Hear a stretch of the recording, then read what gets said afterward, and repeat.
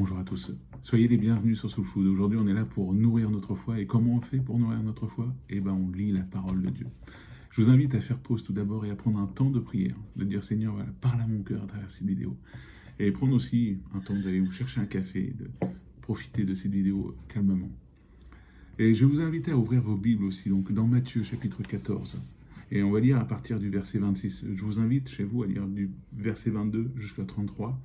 Et à profiter ensemble de ce texte qui va nous édifier, qui nous font du bien. À partir du verset 26, donc je vous rappelle un peu le contexte, Jésus était parti à la montagne pour prier, mais avant ça, il a pressé les disciples pour passer de l'autre côté du lac. Donc il les a mis dans un bateau, il a dit allez de l'autre côté du lac et je vous rejoindrai. Et là, tout d'un coup, les disciples, en plein milieu du lac, ils vont voir Jésus arriver en marchant sur l'eau. Et voilà ce qu'il dit au verset 26. Quand ils le virent marcher sur l'eau, ils furent pris de panique. C'est un fantôme, dirent-ils. Ils se mirent à pousser des cris de frayeur. Mais Jésus leur parla aussitôt. Rassurez-vous, leur dit-il, c'est moi, n'ayez pas peur. Alors Pierre lui dit, si c'est bien toi, Seigneur, ordonne-moi de venir te rejoindre sur l'eau. Viens, lui dit Jésus. Aussitôt, Pierre descendit du bateau et se mit à marcher sur l'eau, en direction de Jésus. Mais quand il remarqua combien le vent soufflait fort, il prit peur et quand il commença à s'enfoncer, il s'écria, Seigneur, sauve-moi. Aussitôt, Jésus lui tendit la main et le saisit. Ta foi est bien petite, lui dit-il. Pourquoi as-tu douté? Puis ils montèrent tous deux dans le bateau. Le vent tomba.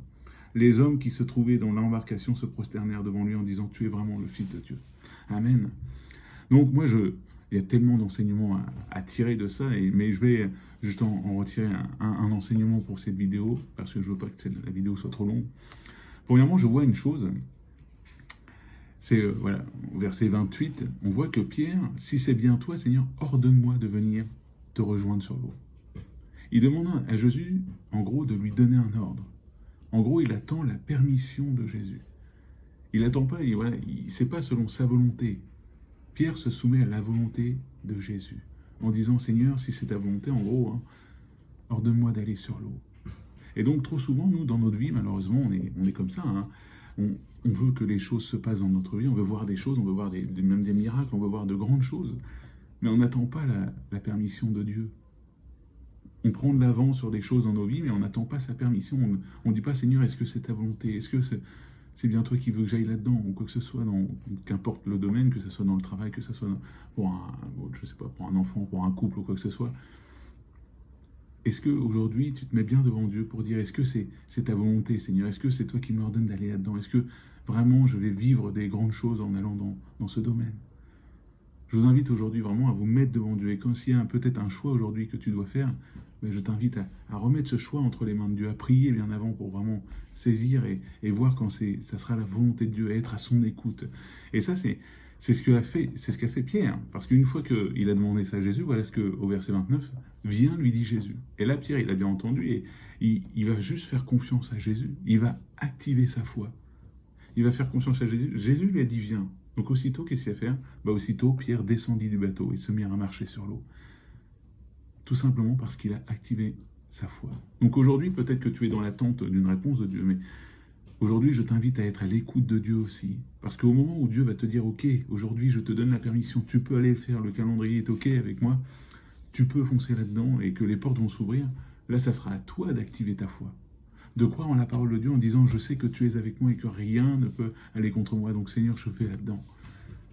Tu sortiras du bateau et tu vivras un grand miracle, tout comme Pierre l'a vécu. Il a marché sur l'eau.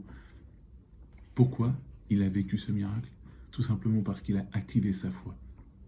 Aujourd'hui, si tu veux vivre le miracle dans ta vie, si tu veux vivre de grandes choses avec Dieu, il faut que tu actives ta foi. Il faut que tu sois à l'écoute de Dieu, mais que tu actives ta foi quand le Dieu te dira, oui, vas-y, tu peux y aller, tu peux marcher sur l'eau.